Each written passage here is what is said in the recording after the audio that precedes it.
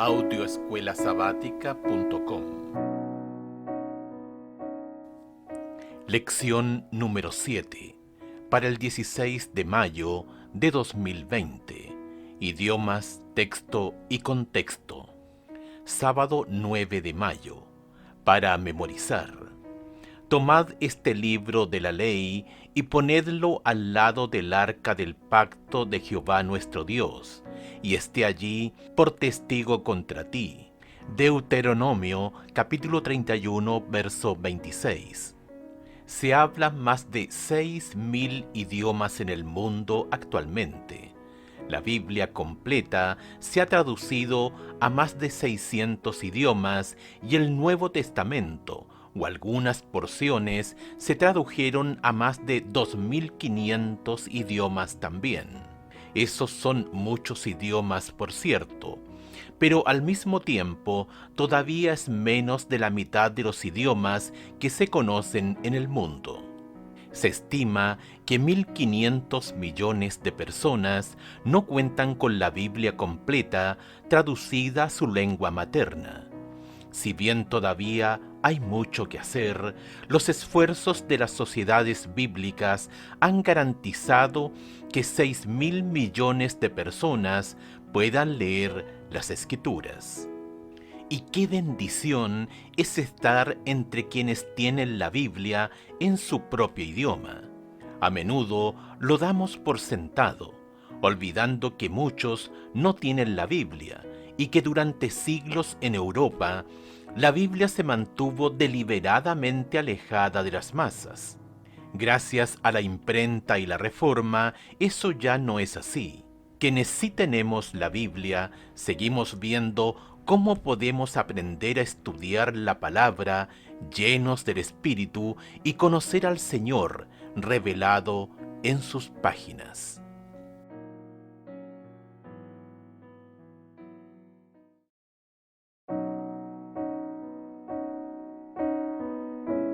audioescuelasabática.com. Domingo 10 de mayo. ¿Cómo entender las Escrituras? Escucha segunda de Timoteo, capítulo 3, versos 16 y 17. ¿Con qué propósito nos fue dada la Biblia? Toda escritura es inspirada por Dios y útil para enseñar, para redarguir, para corregir, para instruir en justicia, a fin de que el hombre de Dios sea perfecto, enteramente preparado para toda buena obra. La Biblia se escribió como testimonio de la obra de Dios en la historia, de su plan para redimir a la raza caída de la humanidad y para instruirnos en todos los caminos de la justicia.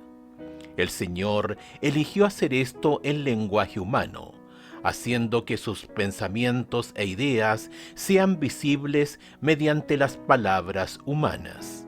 Al redimir a Israel de Egipto, Dios eligió una nación específica para transmitir su mensaje a todos los pueblos. Permitió que esa nación comunicara su palabra a través de su idioma, el hebreo, y algunas partes en arameo, un idioma relacionado con el hebreo. El auge de la cultura griega trajo una nueva oportunidad al permitir que el Nuevo Testamento se comunicara a través del idioma universal, el griego, que se hablaba ampliamente en esa parte del mundo en ese momento. De hecho, también hubo una traducción al griego del Antiguo Testamento, la versión de los 70 o Septuaginta. Este lenguaje universal les permitió a los apóstoles y a la iglesia primitiva difundir el mensaje por todas partes con un nuevo celo misionero después de la muerte de Cristo. Posteriormente, el apóstol Juan dio testimonio de la palabra de Dios y del testimonio de Jesucristo y de todas las cosas que ha visto. Apocalipsis capítulo 1, verso 2. De esta manera, la Biblia indica la continuidad de este testimonio inspirado desde el primer autor de las Escrituras hasta el último. Escucha Deuteronomio capítulo 32 versos 46 y 47. ¿Por qué es tan importante que los hijos de Israel obedecieran todas las palabras de esta ley? Deuteronomio capítulo 32 verso 46, la Torá. ¿De qué manera la palabra de Dios prolonga nuestros días? ¿Qué podría significar eso en nuestro contexto actual? Y les dijo: aplicad vuestro corazón a todas las palabras que yo os testifico hoy, para que las mandéis a vuestros hijos, a fin de que cuiden de cumplir todas las palabras de esta ley, porque no os es cosa vana, es vuestra vida, y por medio de esta ley haréis prolongar vuestros días sobre la tierra a donde vais, pasando el Jordán para tomar posesión de ella. Algunos tienen la Biblia traducida a su lengua materna, e incluso tienen varias versiones de ella en su propio idioma. Otros quizá tengan una sola versión a lo sumo, pero al margen de lo que tú tengas, la clave es apreciarla como la palabra de Dios y principalmente obedecer lo que enseña. ¿Por qué nunca es cosa vana? Deuteronomio capítulo 32 verso 47, obedecer la palabra de Dios y enseñársela también a tus hijos.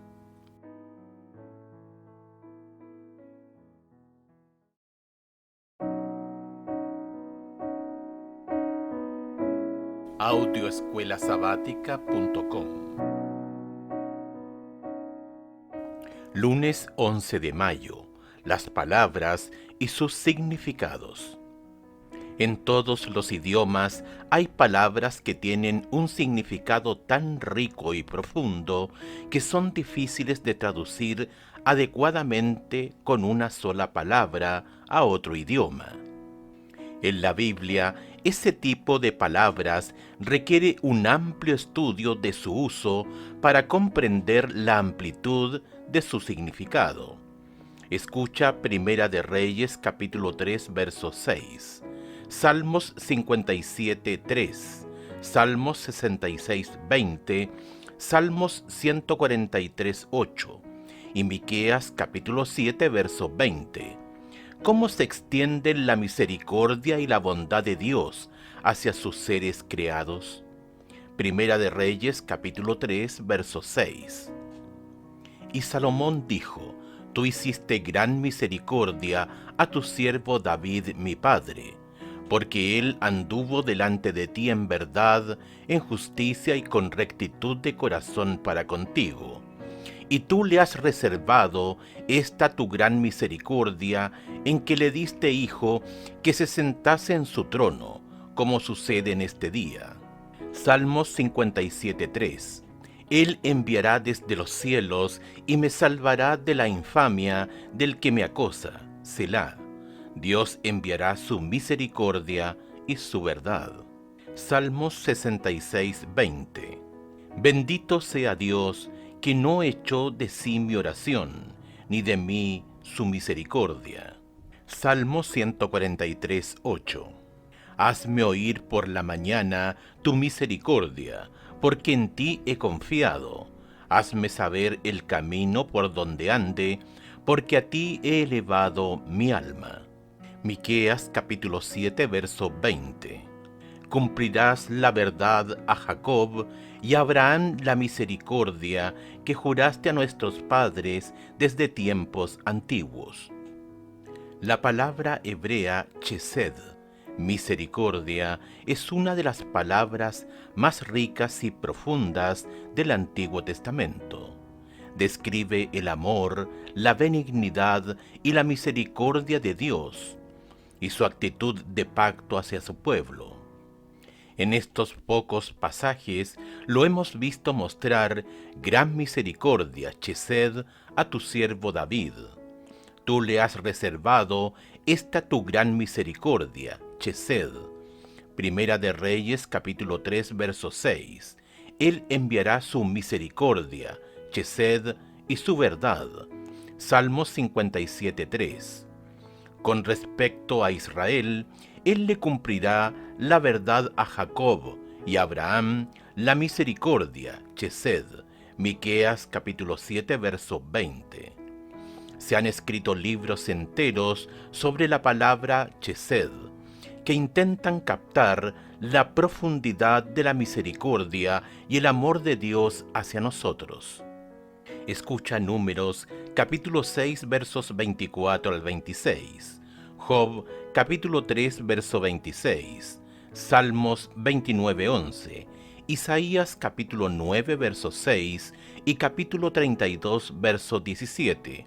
En estos pasajes, ¿qué es la paz o shalom que se menciona? Números capítulo 6 versos 24 al 26. Jehová te bendiga y te guarde. Jehová haga resplandecer su rostro sobre ti, y tenga de ti misericordia. Jehová alce sobre ti su rostro, y ponga en ti paz. Y pondrán mi nombre sobre los hijos de Israel, y yo los bendeciré. Job capítulo 3, verso 26. No he tenido paz, no me aseguré ni estuve reposado. No obstante, me vino turbación. Salmos 29:11. Jehová dará poder a su pueblo, Jehová bendecirá a su pueblo con paz. Isaías capítulo 9, verso 6. Porque un niño nos es nacido, hijo nos es dado, y el principado sobre su hombro, y se llamará su nombre Admirable, Consejero, Dios fuerte, Padre eterno, Príncipe de paz. Isaías capítulo 32, verso 17. Y el efecto de la justicia será paz, y la labor de la justicia, reposo y seguridad para siempre. La palabra hebrea shalom a menudo se traduce como paz, pero el significado de la palabra es mucho más profundo y más amplio. Puede traducirse como totalidad, integridad y bienestar. La bendición y la gracia de Dios nos mantienen en un estado de shalom, que es un regalo de Dios. Números capítulo 6, versos 24 al 26. Al contrario, la experiencia angustiante de Job produce una situación en la que no tiene tranquilidad ni reposo, porque carece de shalom. En este mundo agitado, es una profunda bendición dar la bienvenida al día de reposo con palabras Shabbat Shalom, ya que nuestra comunión con Dios proporciona la máxima paz y plenitud que nuestra vida anhela. Cualquiera que sea el idioma que hablemos y leamos, incluso sin saber el significado original de estas palabras, ¿cómo podemos experimentar la realidad de lo que significan según nuestro leal saber y entender?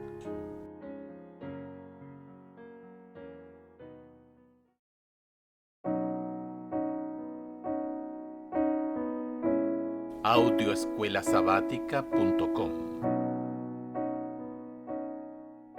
Martes 12 de mayo.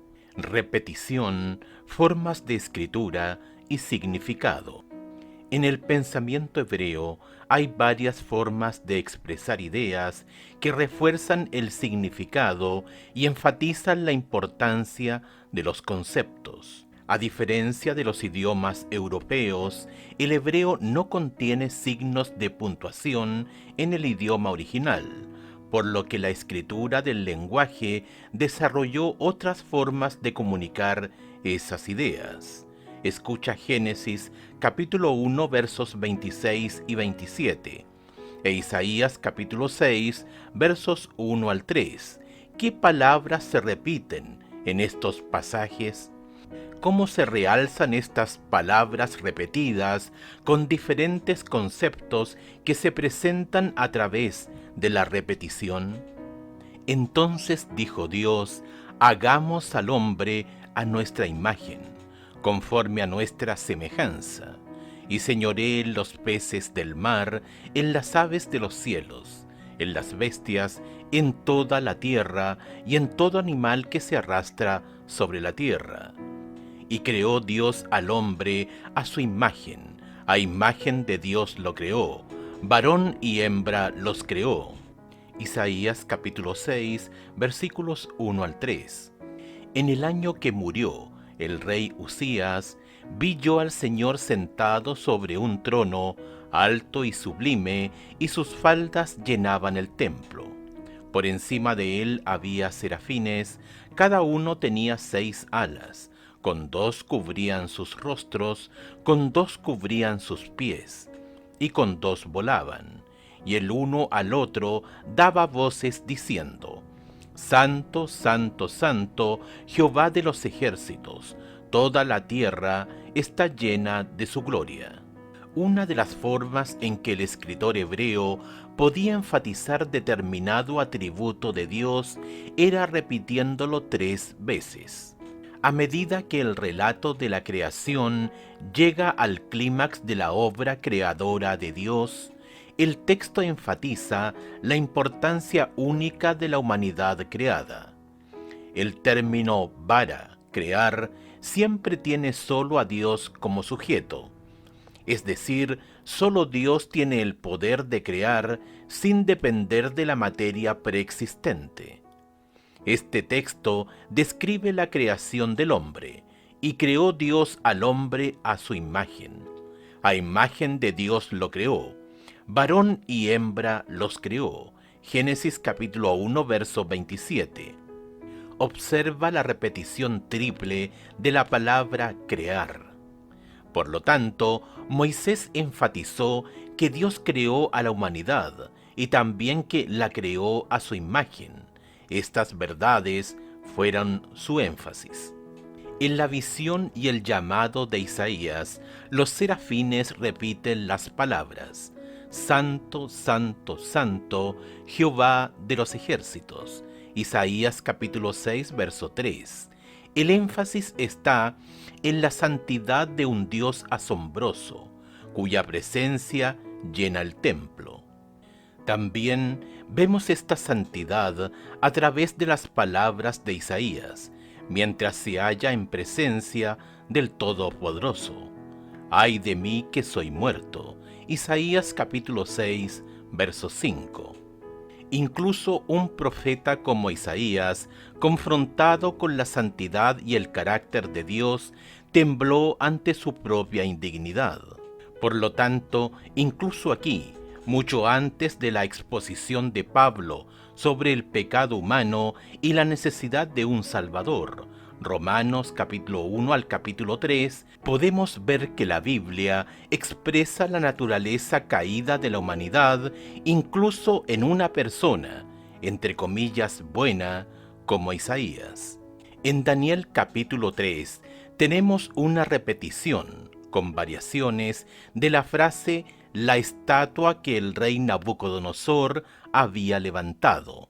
Daniel capítulo 3, versículos 1, 2, 3, 5, 7, 12, 14, 15 y 18.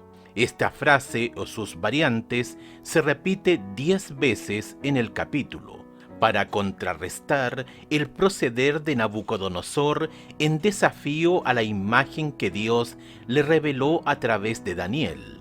Daniel capítulo 2, versículos 31 al 45.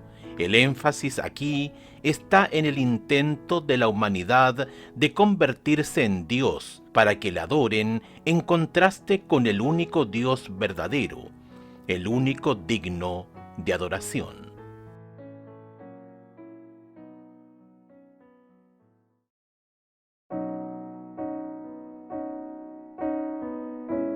Audioescuelasabática.com.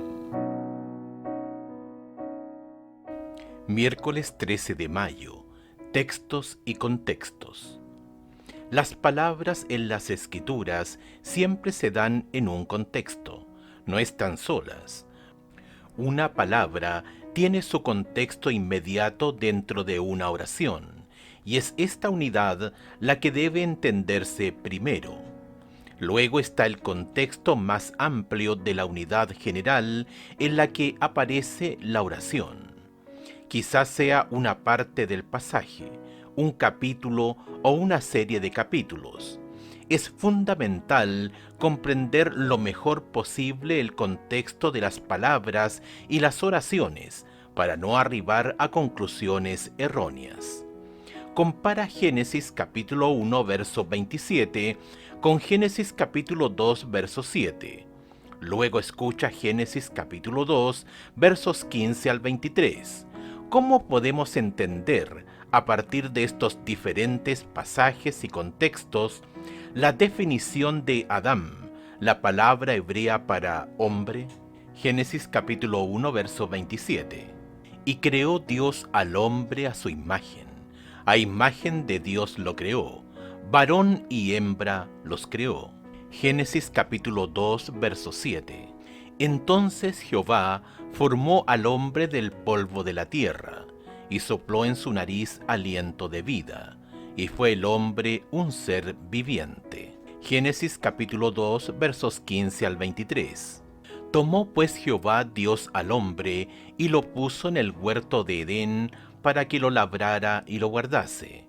Y mandó Jehová Dios al hombre, diciendo: De todo árbol del huerto podrás comer, mas del árbol de la ciencia del bien y del mal no comerás, porque el día que de él comieres, ciertamente morirás.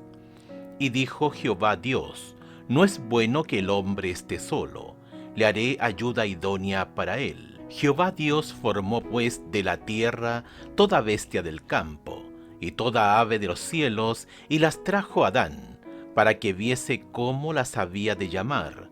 Y todo lo que Adán llamó a los animales vivientes, ese es su nombre.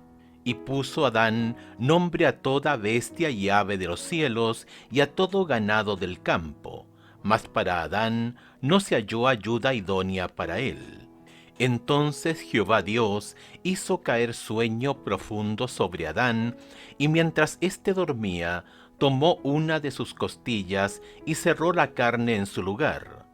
Y de la costilla que Jehová Dios tomó del hombre, hizo una mujer y la trajo al hombre. Dijo entonces Adán: Esto es ahora hueso de mis huesos y carne de mi carne. Esta será llamada varona, porque del varón fue tomada. Ya hemos visto que la repetición del término vara en Génesis capítulo 1 verso 27 indica un énfasis en la creación del hombre. Ahora vemos que el hombre se define dentro del contexto de este versículo como hombre y mujer. Esto significa que el término hebreo Adam debe entenderse en este pasaje como una referencia al género humano o la humanidad. Sin embargo, en Génesis capítulo 2, verso 7, el mismo término Adam se usa para referirse a la formación de Adán del polvo de la tierra. En hebreo, Adamash. Observa el juego de palabras.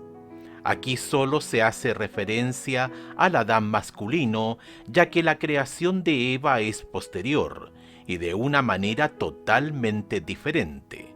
Así, en cada pasaje, incluso dentro del contexto de dos capítulos, vemos una diferenciación entre la definición de Adán como humanidad, Génesis capítulo 1 verso 27, y de hombre, Adán, en Génesis capítulo 2 verso 7. Más adelante, en las genealogías, se confirma el hecho de que Adán es una persona. Génesis capítulo 5 versos 1 al 5, Primera de Crónicas capítulo 1 verso 1, Lucas capítulo 3 verso 38, y en la alusión a Jesús, quien se convierte en el segundo Adán, Romanos capítulo 5 versos 12 al 14. Así como la palabra Adán aparece en un pasaje específico, así también el contexto de la creación de Adán y Eva se encuentra en el relato más extenso de la creación, como podemos ver en Génesis capítulo 1 y capítulo 2. Esto es lo que se entiende por una unidad más grande. La unidad informa al intérprete de temas, ideas y desarrollos adicionales. A Génesis capítulo 2 versos 4 al 25 a veces se lo llama el segundo relato de la creación, pero en realidad solo hay una diferencia en el énfasis, ver la próxima semana. Sin embargo, en ambos relatos se nos muestran los orígenes definitivos de la humanidad. Como podemos ver, el hombre y la mujer, la humanidad, son creaciones directas de Dios. ¿Qué nos dice esto acerca de cuán necia es realmente la sabiduría del mundo? Primera de Corintios capítulo 1 verso 20, al enseñarnos que surgimos de la mera casualidad.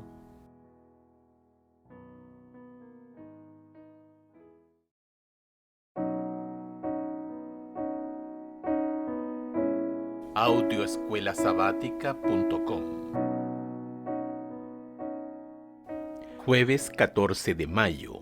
Los libros y su mensaje. Las unidades más grandes de las Escrituras son los libros de la Biblia. Los libros bíblicos se escribieron con diferentes propósitos y en diferentes ámbitos. Algunos sirvieron como mensajes proféticos, otros eran compilaciones, como los Salmos. Hay libros históricos como Primero y Segundo de Reyes, y hay cartas a varias iglesias como las escritas por Pablo y otros. Cuando intentamos comprender el significado y el mensaje de un libro, es importante comenzar con la autoría y el entorno. A muchos libros de la Biblia se les atribuyen autores. Se identifica a Moisés como el autor de los primeros 5 libros del Antiguo Testamento. Josué capítulo 8 versos 31 y 32. Primera de Reyes capítulo 2 verso 3. Segunda de Reyes capítulo 14 verso 6. Capítulo 21 verso 8. Esdras capítulo 6 verso 18. Nehemías capítulo 13 verso 1. Daniel capítulo 9 versos 11 al 13. Malaquías capítulo 4 verso 4. Esto lo confirma Jesús. Marcos capítulo 12 verso 26. Juan capítulo 5 versos 46 y 47. Capítulo 7 verso 19. Y los apóstoles. Hechos capítulo 3 verso 22 y Romanos capítulo 10 verso 5.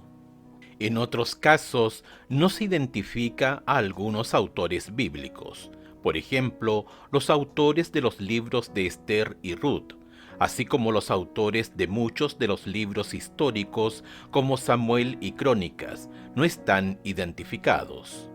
Escucha Génesis capítulo 15, versículos 1 al 5, y capítulo 22, versículos 17 y 18. ¿Qué significado tiene para nosotros que Moisés haya escrito el libro de Génesis? Después de estas cosas, vino la palabra de Jehová a Abraham en visión diciendo: No temas, Abraham, yo soy tu escudo, y tu galardón será sobremanera grande. Y respondió Abraham: Señor Jehová, ¿qué me darás siendo así, que ando sin hijo, y el mayordomo de mi casa es ese Damaseno Eliezer? Dijo también Abraham: Mira que no me has dado prole, y he aquí que será mi heredero un esclavo nacido en mi casa. Luego vino a él palabra de Jehová diciendo: No te heredará éste, sino un hijo tuyo será el que te heredará. Y lo llevó afuera y le dijo: Mira ahora los cielos y cuenta las estrellas, si las puedes contar. Y le dijo: Así será tu descendencia. Génesis capítulo 22, versos 17 y 18. De cierto te bendeciré y multiplicaré tu descendencia como las estrellas del cielo y como la arena que está a la orilla del mar, y tu descendencia poseerá las puertas de sus enemigos. En tu simiente serán benditas todas las naciones de la tierra, por cuanto obedeciste a mi voz.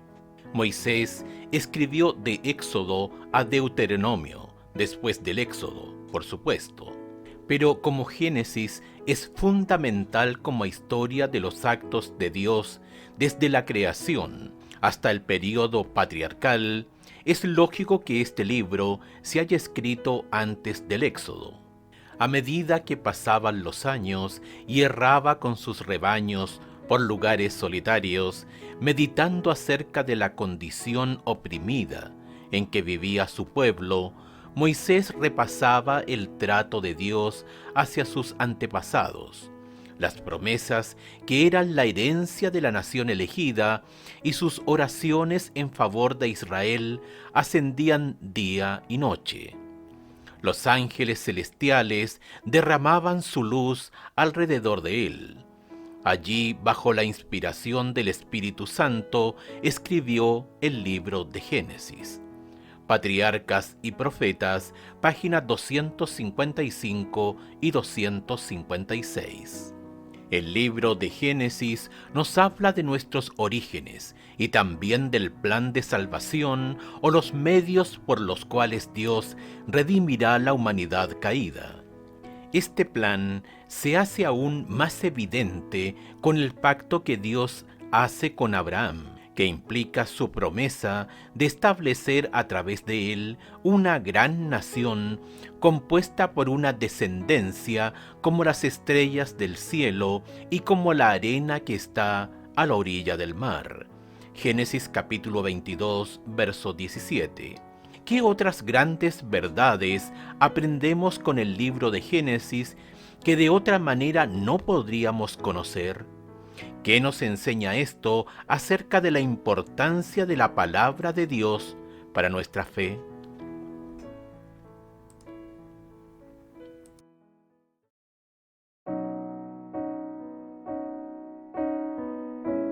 Audioescuelasabática.com. Viernes 15 de mayo. Para estudiar y meditar, lee Elena de White, El conflicto de los siglos, El lucero de la Reforma, páginas 75 a la 90.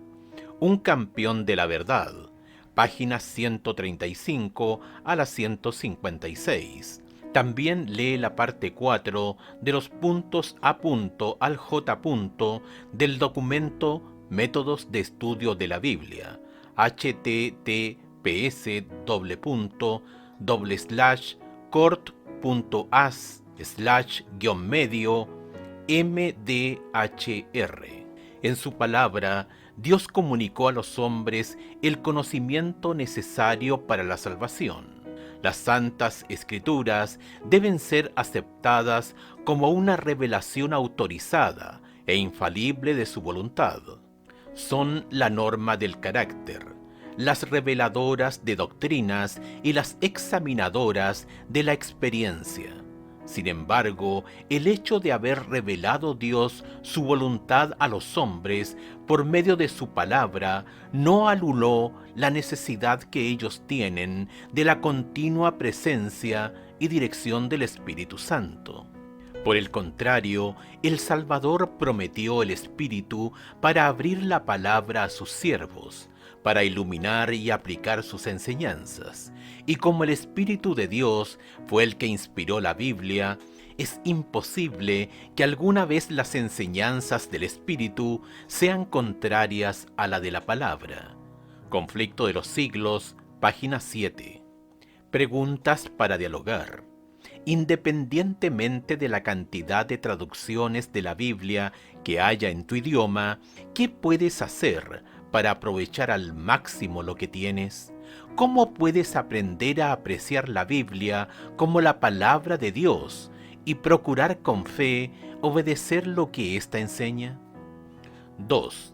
Piensa en la diferencia entre lo que la palabra de Dios enseña acerca del origen de la humanidad, que fuimos creados por Dios en el sexto día de la creación, y lo que la misma humanidad enseña bajo el nombre de ciencia, que evolucionamos durante miles de millones de años.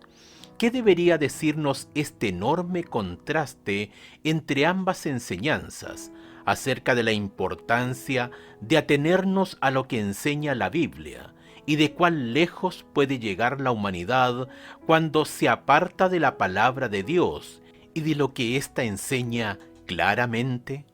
3. ¿Qué herramientas bíblicas tienes disponibles para ayudarte a comprender mejor la Biblia? E incluso, si no tienes herramientas adicionales, ¿cómo puedes aprender a aplicar algunas de las lecciones aprendidas esta semana sobre cómo interpretar la Biblia? 4. A los israelitas se les dijo que les enseñen a sus hijos las grandes verdades que se les confiaban y que alguna vez relatasen las historias de la conducción de Dios en su vida. Deuteronomio capítulo 4, verso 9. Más allá del beneficio obvio que implica transmitir la fe, ¿qué tiene la enseñanza y el relato de historias sobre la conducción de Dios en nuestra vida que tienden a aumentar nuestra fe? Es decir, ¿por qué el hecho de compartir la verdad bíblica con los demás también es beneficioso para nosotros?